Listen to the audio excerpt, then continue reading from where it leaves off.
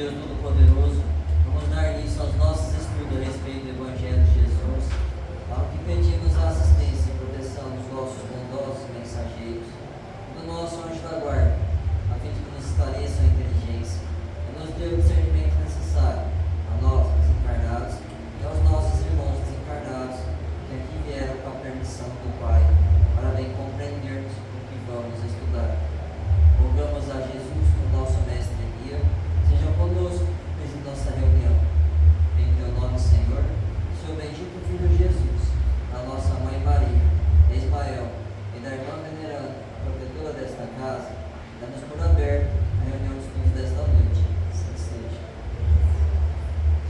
Vamos à obra. Que fareis, pois, irmãos, quando vos ajuntais, cada um de vós tem doutrina, tem revelação, tem língua, tem interpretação. Faça-se tudo para edificação. Em Paulo, primeira epístola aos Coríntios, capítulo 14, versículo 26. A igreja do Coríntio lutava com certas dificuldades mais fortes, quando Paulo escreveu a observação aqui transcrita.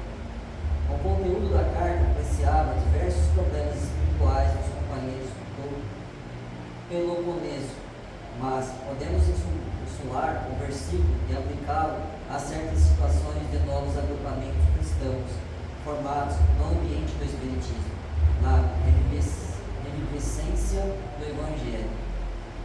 Quase sempre notamos intensa preocupação dos trabalhadores por novidades em fenomenologia e revelação.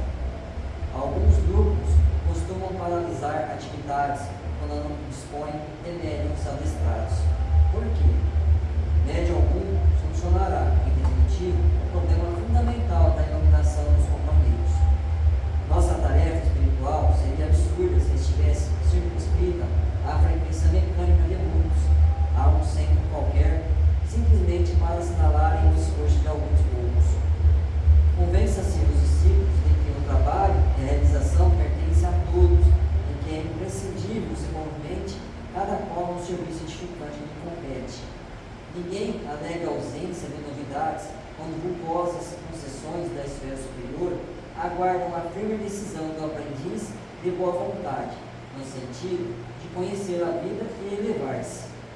Quando vos reunirdes, lembrai a doutrina e a revelação, o poder de falar e de interpretar, de que já sois detentores, e colocar mãos à obra do bem e da luz, no aperfeiçoamento indispensável.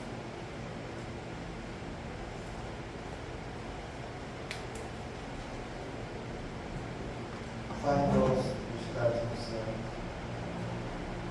santificado seja o vosso nome, Senhor. Que venha a nós o vosso reino, que seja feita a vossa vontade, assim na terra como no céu. O pão nosso de cada dia nos dai hoje, Senhor. Perdoai as nossas ofensas, assim como nós perdoamos aos que nos têm ofendido. E não nos deixeis que entremos em tentações, e livrai-nos de todo mal, porque seu é o reino, o poder e a glória para sempre. Amém. Espíritos esclarecidos e benevolentes, bondosos mensageiros de Deus, que tendes por missão assistir aos homens e conduzi-los pelo bom caminho, sustentai-me nas provas desta vida. Dai-me força para suportá-la sem murmurar. Afastai-me dos maus pensamentos e fazei-me não dê entrada em um espírito que tentasse iludir-me e conduzir-me no caminho do mal. Esclarecei minha consciência com relação aos meus defeitos e tirai-me sobre os olhos o véu do orgulho capaz de impedir-me perceber e confessá-los a mim mesmo. A ti, sobretudo, bondoso anjo da guarda, que mais particularmente velais por mim, e a todos vós, espíritos protetores que por mim vos interessados, fazei que me torne digno da vossa proteção. Conheceis as minhas necessidades, para ser atendidas, segundo a vontade de Deus. Que a paz que irradia do coração de Jesus e que abrange toda a terra, possa ser assimilada por todos os corações aqui presentes, tanto encarnados quanto desencarnados, para que Ele possa dessa paz possamos compreender as leis terrenas do mundo espiritual e ter a sabedoria de praticá-las em nossa vida diária. Em nome do nosso Mestre amado Jesus, da irmã veneranda sua equipe espiritual que nos assiste, bem como os nossos anjos de trabalho, solicitamos que a água aqui exposta seja purificada em nosso benefício. Que assim seja, damos graças a Deus.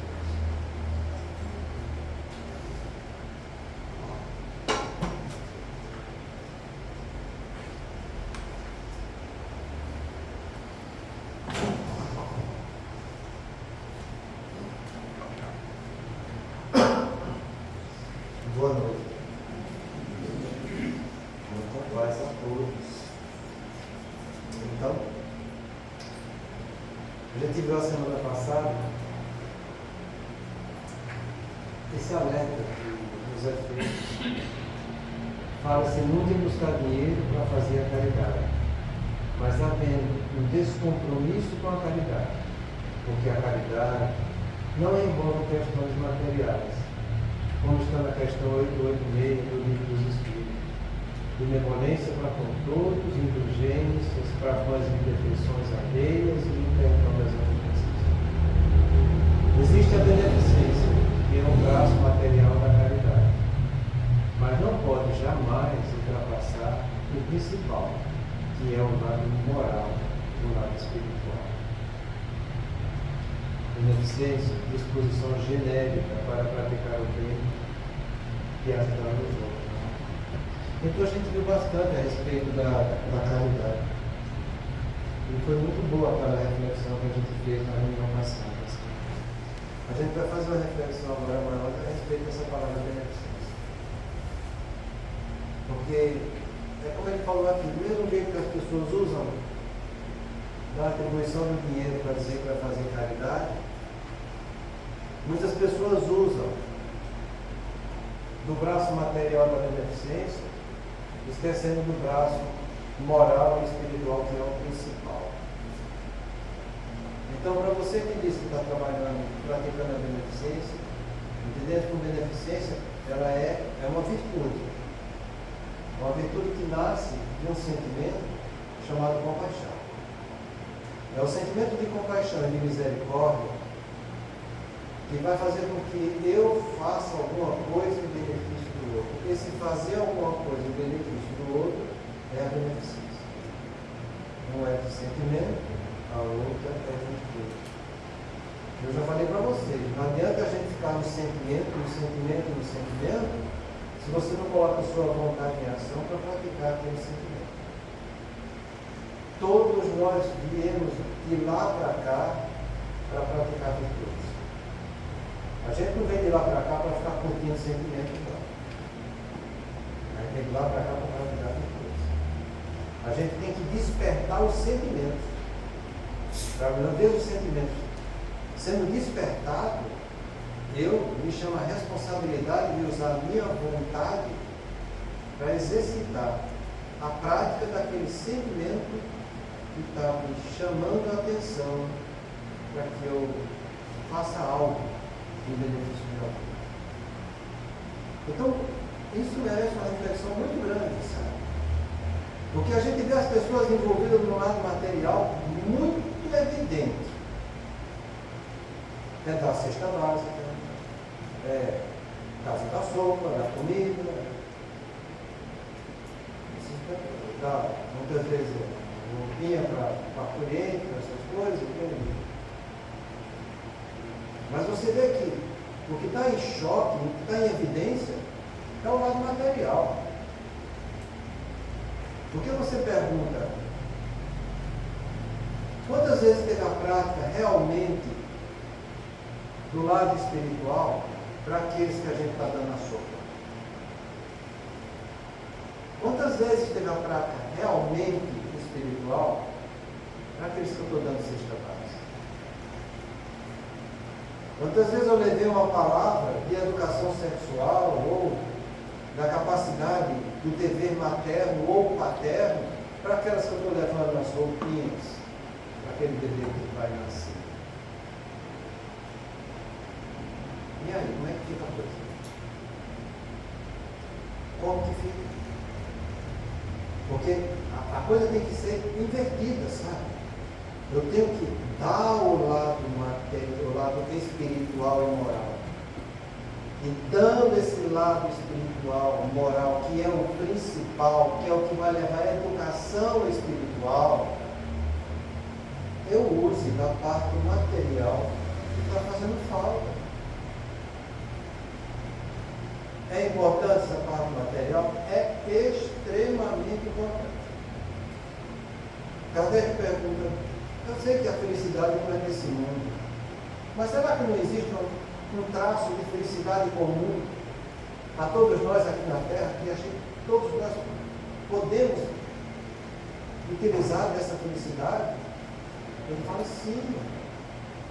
Do ponto de vista moral, ter o que é necessário. Do ponto de vista material, ter o que é necessário. Do ponto de vista moral, você ter a consciência tranquila e a fé no futuro. Então, quando ele fala isso, do ponto de vista material, eu ter o que é necessário, e eu ver uma pessoa que está faltando o que é necessário, está faltando água, está faltando comida, está faltando roupa, está faltando pão, está faltando o que é necessário. Para ele estar faltando o que é necessário, ele está se sentindo infeliz. E se está faltando o que é necessário, é porque ele abusou daquilo em encarnações anteriores, ou talvez até nessa própria encarnação. É por isso que ele está sofrendo a necessidade. Porque na encarnação anterior, em vez de ele viver com o que é necessário, ele abusou e muito da saciedade. Então aquele espírito que entrou na saciedade ontem, ele volta hoje, faltando o que é necessário.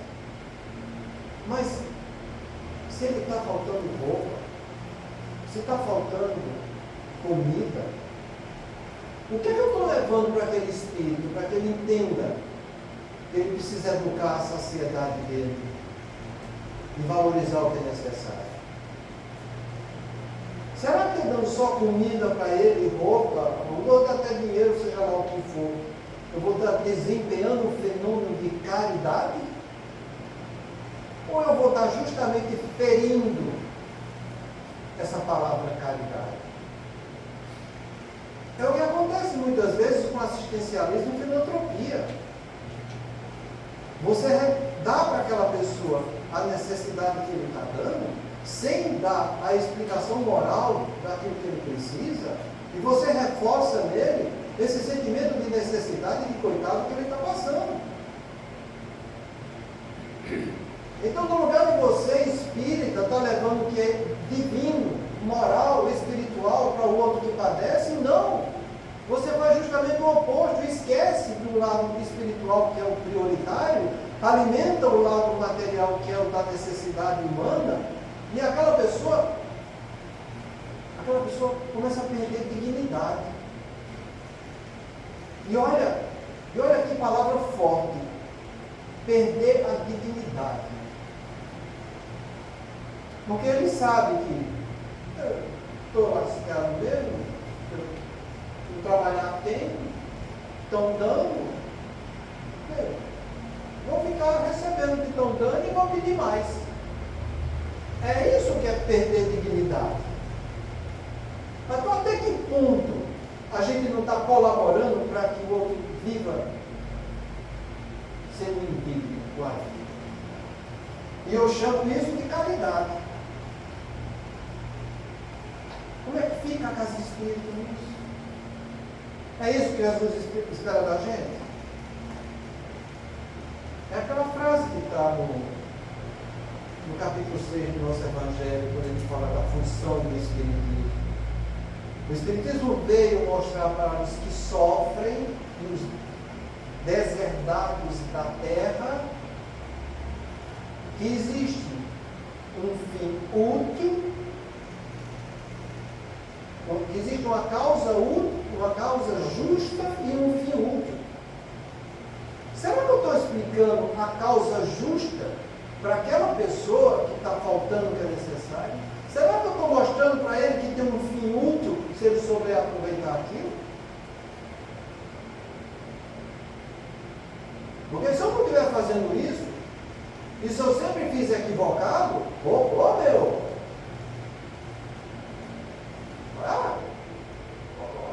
Olha a quantidade de anos que a casa está construída trabalhando. E eu continuo. Feito um dois de pau, cego, feito. E nem aqueles bichos que estão nas orelhas não conseguem enxergar de nada, eu só vou aqui porque é aqui e eu não sei porque é que eu estou indo aqui. A coisa fica complicada. E o que vai acontecer com a gente quando chegar do outro lado? A gente vai prender. Estou bem na fita, porque eu fiz muita caridade. E ele teve um comportamento anticaritativo. Aqui ele está falando de uma maneira bem clara. O principal é o lado moral e espiritual. Então, se a gente não está fazendo da maneira correta, tem que parar, pensar, refletir e fazer de uma maneira diferente mesmo. Porque se existe loucura na vida, é eu repetir a mesma experiência, querendo um resultado diferente. Então a gente não deve dar sequência a coisas que você reconhece que não estão sendo feitas da maneira correta como deveria estar sendo feita. Porque se eu estou ferindo o braço da caridade, da beneficência, se eu estou usando o dinheiro de uma maneira indevida, porque isso é chocante, sabe? As pessoas montam as coisas, ficam fazendo coisas e coisas, sabe? E elas não se preparam para saber se tem condições de manter aquelas coisas que estão fazendo. E que elas ainda vêm com um subterfúgio que eu acho é tão indigno, quanto indigno está sendo aquele que eu estou alimentando ele, quando está faltando o que é necessário. Não, faz uma rifinha aqui, tá entendendo? Vai te vendo uma pizzazinha ali, o bom senso não pede por isso. Não pede por isso. O bom senso diz que você vai fazer aquilo que você tem condição de tocar adiante, está entendendo? Você não vai fazer uma coisa, não, mas ele faz qualquer junta duas ou três ali. Eu não acho isso digno de uma casa espírita. Não acho isso correto. Porque você continua alimentando coisas nos outros, sabe? E ele usa o nome disso, compra isso aqui, porque isso vai nos ajudar a ajudar as pessoas que estão passando necessidade. Não acho correto isso. O correto é você fazer aquilo que você dá conta. Se você não dá conta, é melhor que não faça. Entende? Isso serve para tudo. Porque uma pessoa que vive fazendo isso dentro de uma casa espírita, ele não é um bom profissional. Não vai ser nunca um bom profissional. Porque ele vai continuar vai contar com aquilo que ele não é capaz de fazer e sabe que os outros bem, vão entender, é assim mesmo. É o que o Cortella chama de pessoa que não está fazendo o possível. Ele não tem o bom senso de saber que ele tem que fazer o melhor possível. Ele se contenta com sua mediocridade. E o pior que leva esse sentimento de mediocridade para dentro da casa espírita. E depois vai abraçando uns com os outros e todos vão terminando sendo medíocres do mesmo jeito. Entendeu? E a coisa complica. Mas complica muito. Porque se estão entendendo bem o que eu estou falando, vê que coisa grave a conclusão do alívio vai tirar desse aqui. Vê que coisa grave. É uma coisa que vai incomodar mais ainda. Ele diz o seguinte: é isso que as trevas querem. Desvirtuar pela busca de dinheiro fácil e supervalorizando cada vez mais e superficializando cada vez mais o movimento espírita. Então, o que ele está dizendo aqui, gente? Porque quem age desse jeito não está com os braços da espiritualidade superior. Está sob o comando de entidades trevosas. E aí, como é que fica a coisa? Como que fica? Jesus não falou para a gente, ninguém há de servir a dois senhores. Ou você vai amar um ou vai amar o outro. Não existe mais ou menos na lei de Deus. O mais ou menos ele é duplamente culpado. Ele sabe qual é o mais, não faz o mais, se contenta com o menos e depois não faz nada. E quando faz alguma coisa, faz o ponto equivocado da vida. E aí, como é que fica? Aí você vai dizer, mas tive a boa intenção. E desde quando a gente está aqui para ter boa intenção? Glória aos céus nas alturas e paz na terra aos homens de boa vontade. Foi isso que, quando Jesus foi anunciado, trouxeram para a gente. Foi boa intenção ou foi boa vontade? São esses detalhes, em que a espiritualidade inferior ela é muito astuta. Ela sabe massagear o ego. Ela sabe desviar a coisa do bem para que você caia no caminho equivocado, achando que está fazendo certo. E toda vez que eu vivo de uma ilusão, você sabe como é que é o nome disso que Kardec fala, viver de ilusão? Ele chama isso de fascinação. Está lá no livro dos médiuns, gente, no capítulo 23. Fascinação, o espírito planta uma ilusão no enganado e ele vive daquela ilusão achando que está fazendo certo. E aí? De uma coisa que você achava que era simples, mas que foi simplismo. Simples é uma coisa, simplismo é outra. Entende? A pessoa acha que o simplismo, ela reduciona a coisa e ela foge do princípio e entra em vertentes que vão levar justamente à oposição daquele princípio. Então, vê a gravidade que ele diz isso aí. São as trevas que vivem fazendo isso com a gente. Plantando ilusão e você vivendo de ilusão, levando todos na ilusão e todo mundo se iludindo. Aí quando desencarna, é aquela famosa frase do Chico, né? A desilusão é a visita da verdade. Não é melhor você entrar na verdade agora? Só tem um jeito de você entrar na verdade. É você começar a arriscar isso aqui, ó. Superficialização. É você deixar de preguiça e estudar, mas estudar para refletir, analisar, saber ponderar as coisas na vida, sabe? É você ampliar a sua capacidade de ter discernimento. A pessoa só consegue fazer isso quando ela trabalha o autoconhecimento, sabe? Porque a pessoa que trabalha autoconhecimento, ele começa a se conhecer, e ele vê que precisa melhorar, e ele vai se melhorando, entende? Ele começa a analisar também o trabalho que ele está fazendo em qualquer canto do mundo, entendeu? Ele tem olhos para analisar ele mesmo. Ele tem olhos para mim, puxa, mas isso que eu estou fazendo é certo mesmo? Será que é assim mesmo? Todo mundo está dizendo que eu entrei junto com ele no navio? Será? Então, só a pessoa que se aprofunda e que tem a capacidade de praticar autoconhecimento é que vai ter essa visão para ter uma análise crítica dos seus atos. Porque a crítica só é bom quando a gente usa para a gente mesmo, sabe? Usar a crítica para os outros só dá coisa errada. Você tem que criticar é você. Agora, quando a pessoa não pratica autoconhecimento, ou quando pratica, ela entra em sofisma, né? Porque ela começa a ver uma coisinha assim, que não, isso não está muito legal, mas amanhã melhora, depois isso isso que eu estou vendo aqui que não está muito legal, talvez seja por causa daquilo. Aí ela para o autoconhecimento, sabe?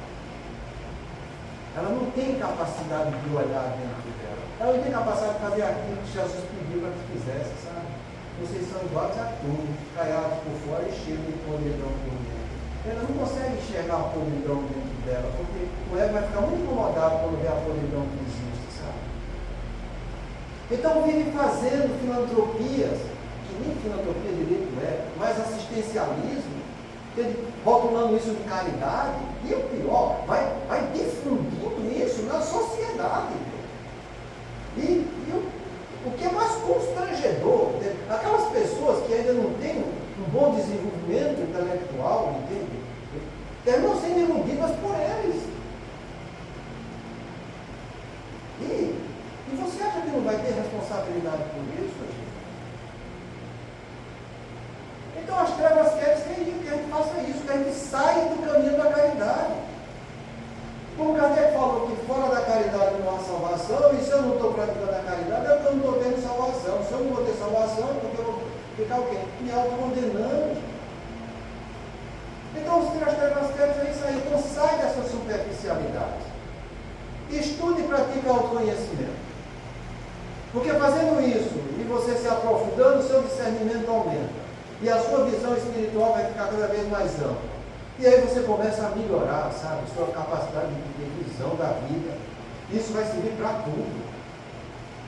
Porque você vai melhorar como dentro da sua casa, como marido, você vai melhorar como filho, vai melhorar como tudo. Porque você enxerga onde estão os problemas e sabe como vai corrigir aqueles problemas, porque o discernimento te mostra isso. Então é preciso uma vigilância muito grande, sabe?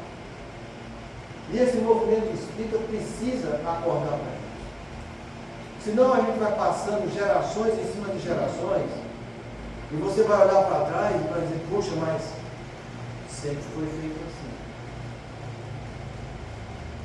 Como é que pode uma coisa que é sempre feita assim não ter progresso? Por que André Luiz fala para a gente que está trabalhando na seara espírita? Poxa, se você passou 3 anos, e você analisou depois desses 3 anos, você não viu que não teve progresso em nada, acenda uma luzinha aí, meu filho, porque você está em obsessão. Não é assim? Então, tem 50 anos, fazendo a mesma coisa. Cada sua, muda para os pobres. Cada sua, muda para os pobres. 50 anos, roupinha para aqui da necessidade. Quando ninguém vai nascer. Roupinha. Educação que é bom? Nada. A cesta básica, por quê? O fulano disse que precisa de cesta básica. Cesta básica. 50 anos. Não teve progresso. Será que está certo isso? Pensa. Se em 3 anos um trabalhador tem que amadurecer e melhorar alguma coisa, quer dizer que em 50 anos o movimento espírita e suas atividades assistencialistas filantrópicas, que ele chama caridade, não precisa amadurecer em nada?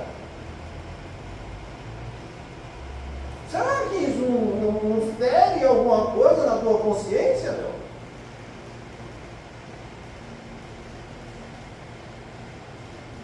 Então acorda.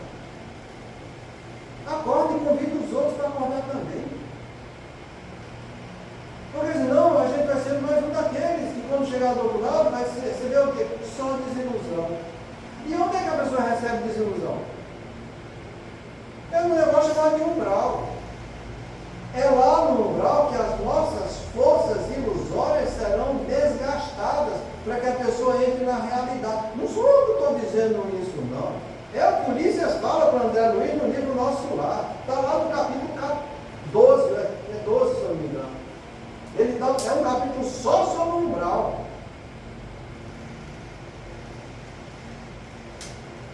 Por que você acha que André Luiz ficou 8 anos lá? Saindo das ilusões do homem materialista que ele era. Até que aquelas forças ilusórias foram desgastadas e o ser espiritual nasceu. Nasceu num momento de oração, em que ele reverenciou o Pai, Criador de todos, e pede ajuda e perdão por todo aquele sofrimento que ele estava passando. Então, essas coisas, gente, a gente tem que juntar as peças para que a gente tenha uma aprendizagem de peso. Uma aprendizagem em que você vai olhar e dizer, puxa, agora eu estou entendendo. Porque o primeiro passo para você aprender alguma coisa é entender. Entender que é o conhecimento informativo. Eu estou entendendo algo que não está em mim. Se eu estou entendendo que existe algo que aquilo não é o que eu pensava antes. Eu estou entendendo melhor, sabe? Então depois que você entende, como é que eu posso trazer esse entendimento novo para melhorar isso que eu fazia e que não estava correto? É essa reflexão que vai costurar algo novo em você para que você se torne uma pessoa melhor. Sabe? Então, é assim que a gente tem que fazer. Porque se você acha que isso aqui que a gente está falando foi grave, se isso aqui tocou corações, se isso aqui machucou o ego de alguém, se é que machucou, sei lá, mas eu acho que deve machucar mesmo. O que vai mais machucar é o que a gente vai ver agora. Se estava ruim, pois se prepara, porque a coisa vai ficar pior, sabe? Porque vê o que ele diz em seguida. Sim, é certo afirmar que tudo isso surge no movimento de sair da simplicidade e de se envolver em questões mais complexas, querendo fazer grandes obras ou se fazer muitas coisas. Mas isso não passa de narcisismo, com desejo de poder caindo no dinheiro. Só não foi envolvido o sexo nas 4 poucas verdades, mas provavelmente fora da casa espírita ele também será envolvido. Aí é o fim de misericórdia. Se você acha que está entrando nesse movimento do dinheiro, dessa maneira falseada da vida, se você acha que está praticando beneficência sem ser beneficência, se você acha que está fazendo caridade sem ser caridade, se vai atrás desse dinheiro, dessas coisas, olha o que ele diz aqui, ó. É certo afirmar que tudo isso surge do movimento de sair da simplicidade e se envolvendo em questões mais complexas, querendo fazer grandes obras ou se fazer muitas coisas. Mas isto não passa de narcisismo, com o desejo de poder caindo no dinheiro. Eu sempre falei dessa palavra simplicidade, eu gosto muito dela, sabe? Olha a simplicidade, que é a definição. Aquilo que não é complicado, mas que é objetivo, sincero e sem ostentação. Aprenda. Porque essa simplicidade que a gente precisa ter. Entende? Aquilo que é objetivo, sincero e sem ostentação. Então, quando você vai fazer alguma coisa, seja objetivo. Isso é assim, assim, assado, que eu vou dar conta de fazer assim, assado. Eu sou objetivo. Se eu sou objetivo, eu faço e sei que eu tenho capacidade de fazer e de levar adiante. Eu não vou ficar apontando, não, mas se não der certo a gente faz aquilo. Não tem que contar que se não der certo eu vou fazer. Você tem que fazer tudo para dar certo mesmo, tá entendendo? Você tem que saber se precaver de tudo, tem que saber que você vai dar conta daquilo, tá? Porque senão a coisa não vai para frente. E não vai mesmo não, sabe? A coisa fica amarrada, porque a espiritualidade anterior fica nadando de braçada em cima da gente, sabe? Então você tem que ser objetivo, você tem que ser sincero. Isso aqui é assim, então vai ser assim, certo?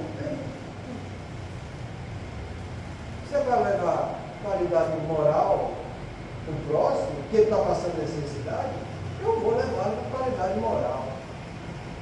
Ah, mas você não tem conta, não dá conta, então vai atrás de quem dá conta, monta uma estrutura, faz alguma coisa séria de peso, se procura se capacitar, se melhorar daquilo que você está querendo fazer, entende? E abraça a coisa com fé.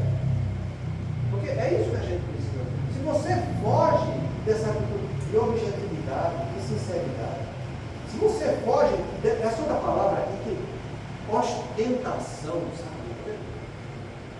Porque tem nego que para fazer tem que estar banhando a coisa, tem que estar florida, sabe? Tem que ter rosinha aqui, você lá aqui, não, como a gente vai ver? Jesus precisou de ostentação para ensinar alguma coisa para alguém? Que ostentação Jesus teve? A gente não está aqui que é para aprender com ele? Então por que é que eu vou ter ostentação? Como ter ostentação, botar um ar-condicionado dentro de umas cabines de paz. Como ter ostentação, fazer uma parede à prova de som, para que a falta de educação dos outros não atrapalhe a concentração dos passistas que estão lá. É isso que é ostentação. Você acha que é a espiritualidade superior que está fazendo isso? Se não é a superior, quem vai ser? E se é inferior, por que você está tão vinculado nesse intercâmbio mental com eles? Até que ponto você acha que vai ficar fazendo assim, levando todo mundo no mesmo rondão? Onde é que fica a simplicidade? Por que estão complicando tanto o que é simples? Isso no intuito de dizer que vai levar a palavra de Jesus. Ele que não teve ostentação nenhuma. Ele que foi extremamente simples, objetivo e sincero em tudo.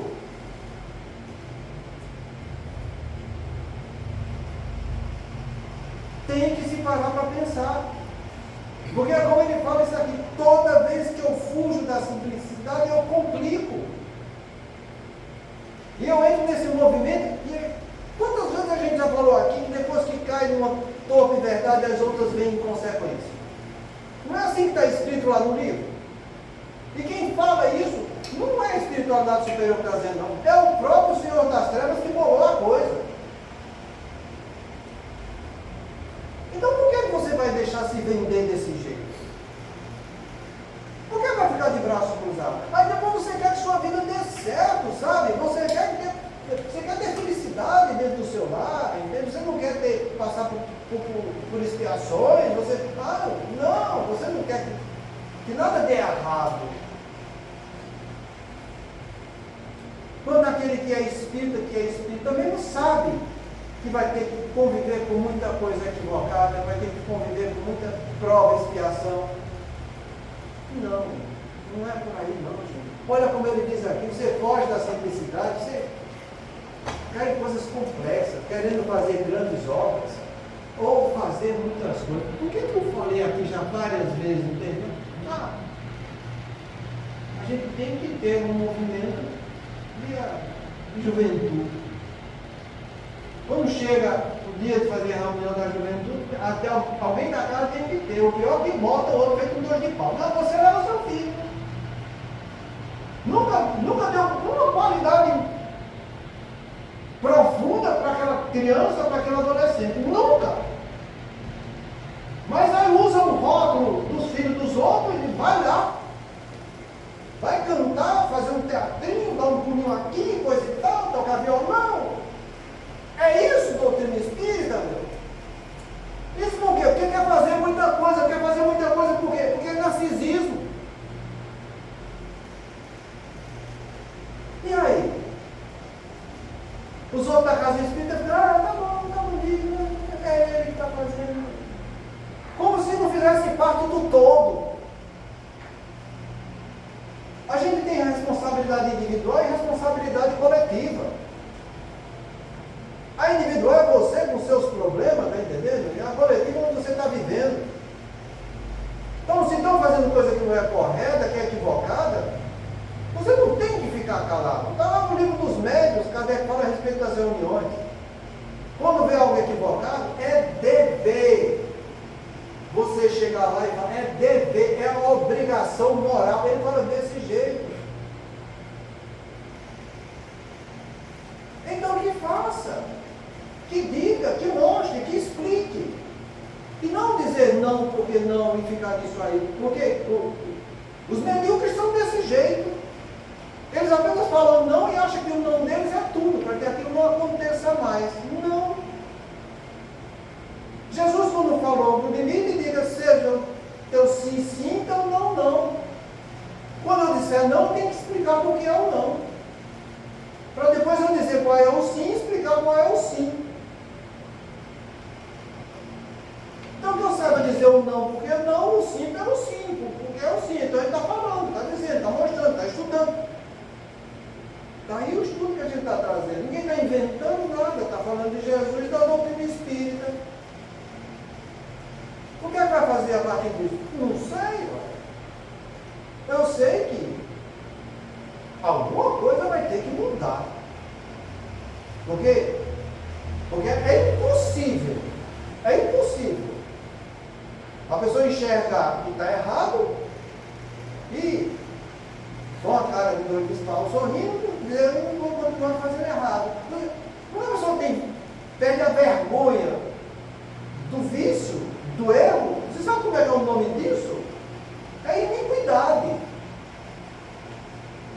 Essa palavra iniquidade que Jesus usou tanto.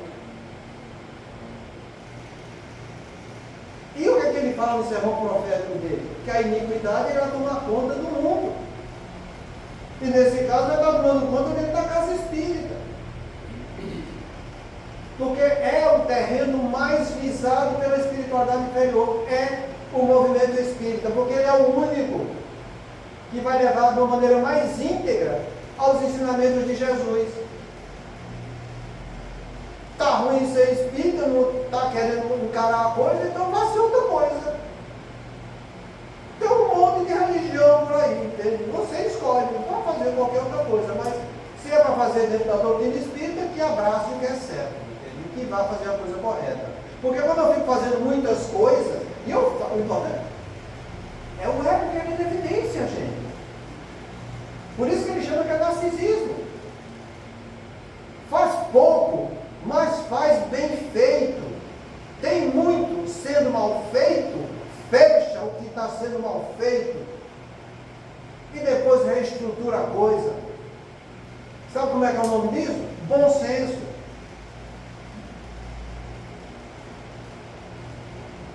E aí? Vai continuar vivendo de iniquidade? Cada um escolhe, sabe? Porque as pessoas que vivem atrás de coisas muito suntuosas, entende? Querem fazer grandes obras para mostrar que está. São menores, né, meu? Jesus falando nos montes, falando nos campos, e a gente nas obras suntuosas, né? Que nem a tentação de Jesus lá no começo, né? Lembra das 3 tentações de Jesus? Que ali Kardec explica no livro da Gênesis, que aquilo ali é uma parábola. E quem explica que é uma parábola não é nada mais nada menos do que São João, hein? Está lá a mensagem de São João, linda, maravilhosa a respeito daquilo. Mas está lá, a gente com as obras suntuosas lá. Então vê onde é que está se colocando, né? Porque leva o narcisismo. Depois do narcisismo, você cai no poder e depois cai no dinheiro. E está aí a coisa. E ele dá uma catucada mais grave ainda, né? Se não for envolvido no sexo, nas 4 propriedades, provavelmente fora da casa espírita, ele também será envolvido. Então, essa é a finalidade da gente estudar aqui. Porque quando a gente está estudando essas 4 propriedades do ponto de vista individual, eu não sei o que se passa, né? Porque do ponto de vista individual é de cada um, a cabeça de cada um, o coração de cada um, cada um é como de você, tem você que tem sua essência, não sou eu só vejo a aparência. Mas quando a coisa é coletiva, não. A coisa é coletiva, não, porque a pessoa mostra na coletividade o que é que estão trabalhando, o que é que estão construindo. Não tem como você se iludir. Aquele que fica calado lá, que lá bate os olhos, sei lá o que é que ele está entendendo, o que está aproveitando, ou se vai aproveitar, ou se não vai, entende? Não consigo ver o pensamento dos outros aí, eu estou encarnado também, não tem como, sabe? Mas, quando se junta 2 ou mais pessoas para fazer uma obra, alguma coisa, ou para registrar alguma coisa que eles estão colocando em prática, você vai ver se tem narcisismo. Você vai ver se existe utilização de poder pelo manuseio que está tendo entre as pessoas e com os outros. Você vai ver se está tendo falha na qualidade do dinheiro. Vai ver. É facinho de interessar. Não tem como se esconder. E aí você traz do coletivo para a unidade. Porque se todos estão naquela coletividade, todo mundo feliz, nadando de braçada, falando a mesma coisa, vivendo a mesma coisa, é porque na intimidade cada um é uma representação daquela coletividade. cuidado. Então, está tudo danado do mesmo jeito. É isso que a gente está estudando para a gente aqui. É por isso que é bom a gente se aprofundar dentro da doutrina espírita, sabe? A gente está há anos trabalhando questões individuais. Agora que a gente começa a trabalhar questões coletivas. E nessa questão coletiva, quando a gente começou a estudar esse vídeo, sabe como é que é o nome dele? Fascinação no movimento espírita. É por isso que eu falei aquela palavra. Se você cai na ilusão e acha que a ilusão é a verdade, você é uma pessoa fascinada. Você está usando a sua vontade num caminho totalmente equivocado da vida.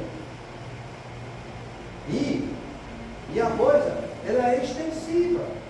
Porque você nunca vai viver fascinado só no movimento espírita. A gente está estudando aqui na quarta-feira esse reflexo da interferência. E no reflexo da interferência, a obsessão, ela se destrincha de uma porta de entrada para interferir em todas as áreas do ser humano.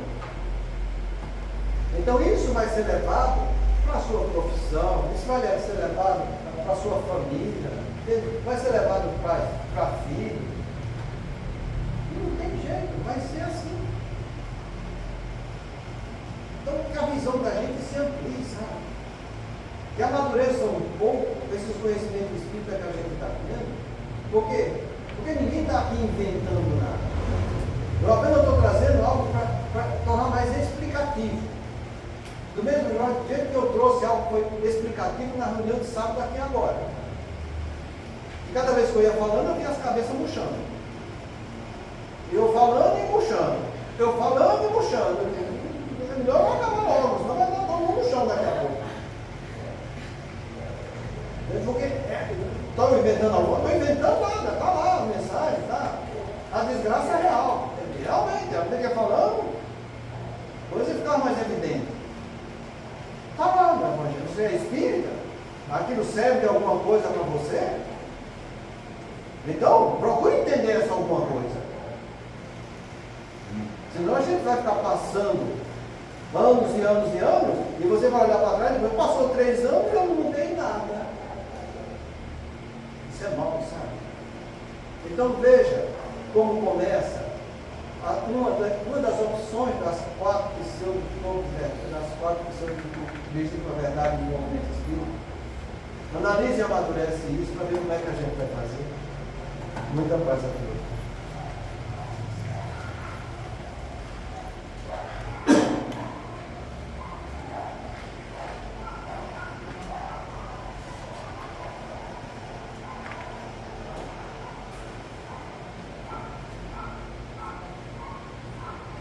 Prece aos amigos que ainda não constamos.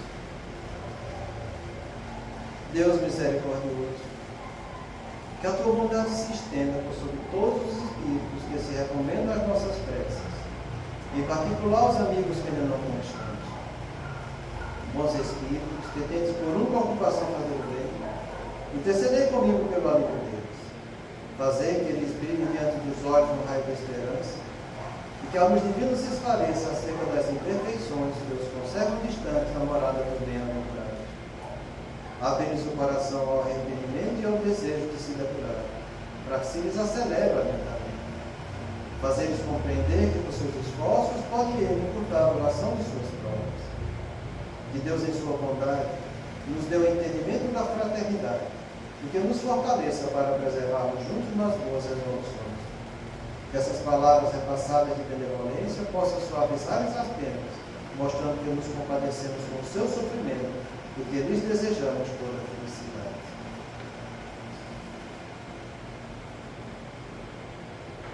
Que nós possamos, com os pensamentos elevados em oração, agradecer ao Pai por mais esta oportunidade lição de aprendizado. Nós te pedimos, Senhor Jesus, que nos ajude a humildar o nosso orgulho, o nosso egoísmo, o nosso ego, educando-nos para isso, no nosso proceder e o nosso agir seja sim, sim, não, não, pois o que disso passa não procede de Deus,